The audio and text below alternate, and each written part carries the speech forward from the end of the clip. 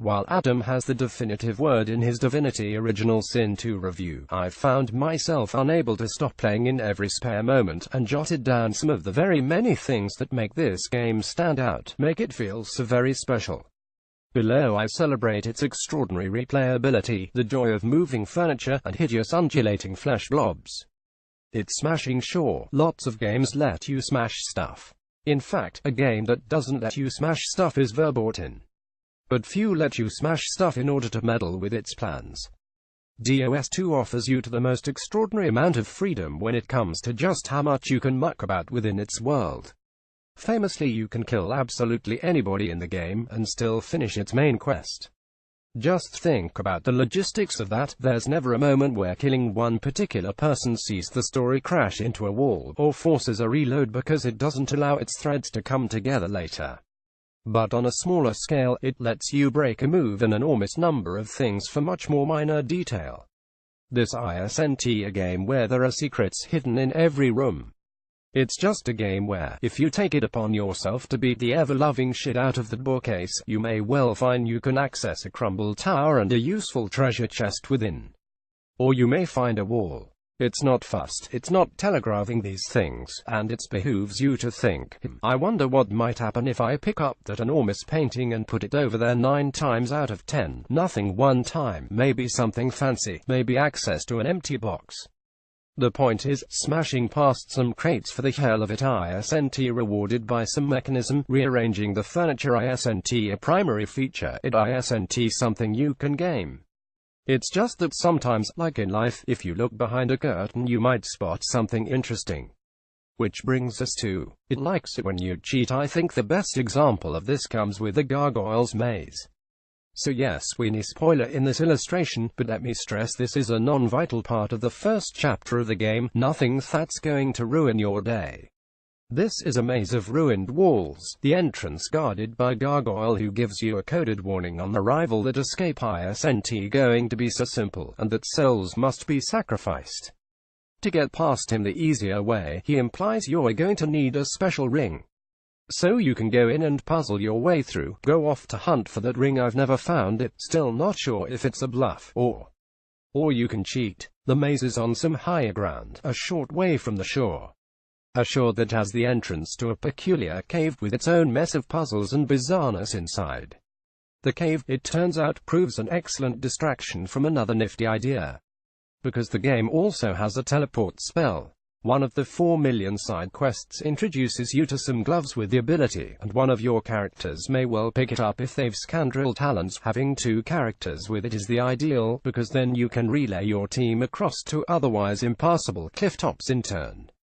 Or indeed, as it turns out, from one little stretch of beach over some unclimbable rocks, to another. I only stumbled on this via nosy exploring, no greater purpose in mind. But once on this otherwise inaccessible secluded beach, after a spot of sunbathing, watching the waves and what have you, there are vines that let you scramble a route up the cliff faces. And get to the top, poke around enough, and you'll find a little door that lets you sneak into the cave from the rear. You're in. Making this even more lovely, the Gargoyle snarls at you about what a cheaty cheat you are, but acknowledges it's rather in the spirit of the maze's creator, Brachus Rex, so you get away with it. Indeed, making judicious use of teleports allows you to really quite spectacularly cheat the rest of the maze too. And what makes this so fine, so much more than just the game offering multiple routes to the same objective, is to do it you need to mischievously use a tool at your own behest, rather than follow breadcrumbs or have it hinted toward. It's your own discovery, even though of course it's been carefully made possible once you've found it, and as a result feels much more special. The mutant flesh blobs. A real favorite thing about DOS 2 is that there's not a moment of what I've played so far that could be described as grimdark. In fact, to describe the game I've coined the term cheerful dark.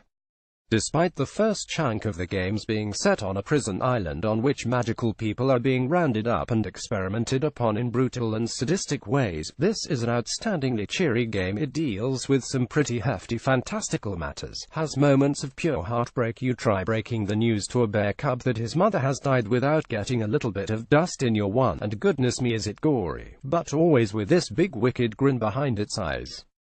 It certainly achieves a lot of this through its gleeful bloodlust, and my favorite example of this is the Raise Bloated Corpse ability. I've played my share of RPGs, I know the deal.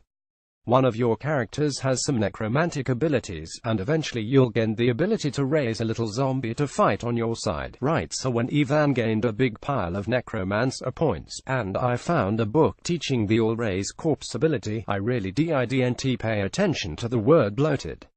Oh good lord, it's revolting. When a foe has fallen in battle, or if there are corpses lying about the place as there so often are, you cast this spell on their cadaver and expect them to jump back up, perhaps emit some groaning noises, and act as cannon fodder for your team. But no, instead the corpse billows out, revealing a vast amorphous blob of sweating meat. Meat that oozes and squelches as it undulates across the ground toward its prey. It's a wonder any enemy sticks around to see what happens next. The animation is wonderful too, its slug-like crawl somehow almost cute. And its special ability is, of course, to repugnantly explode itself, spattering all around in juicy viscera. Again I wasn't particularly delighted when I learned that saves for the early access build of DOS2 wouldn't work with the final released game. I completely understand why. The finished game has some significant differences, new characters, rewritten NPCs, and entire locations changed so they'd hideously conflict. But still, many hours of game down the loo. I didn't relish starting again from scratch. I'm delighted I did. This really is a game that supports replaying, providing a noticeably different experience if approached in a different way. And it does this without a single scrap of procedurally generated anything. Picking a different prescripted character from the bunch certainly helped. This time through I've even ditched the lady I was playing as last time from my party, partly because I'd already seen her surprises for the first section, and partly because it was kind of weird experiencing the moments I'd invested in before tangentially. Playing as Fane, a completely new character, undead, and a touch quirky, and also bringing in Beast the Dwarf to join Lorza and Ivan, it's been wildly different. Each pre-written character has their own unique story in the game, and while you'll see the periphery of them if you bring that person along with you, it makes such a big narrative difference to see it through a different pair of eyes, or indeed the holes where eyes once were. That's a big part of it. But genuinely, playing differently has created so many different experiences this time out.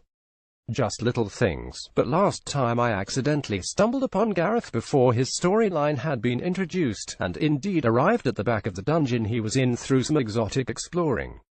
This time I met his friends first, heard them talk of his importance, and found my way to where he was imprisoned through the front door. The fights were completely different as a result of the approach, and the story played out in a new way. And it was just one NPC in one little smidgen of the map.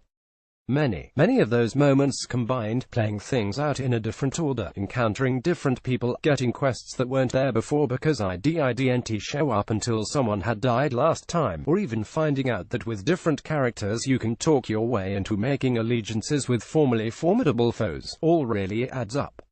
It's felt so fresh this time, despite replaying it just days since the last time. Revenge is a dish best served bloody. I previously wrote about my very earliest experience of Divinity Original Sin 2, when a horrid guard killed my adopted kitten. I bloody showed him. Gosh, it was satisfying when I returned to where he and his companions guarded, a level higher than them now, and blasted them to bits. I gloated over his corpse, and I dedicated the victory to poor little Meow.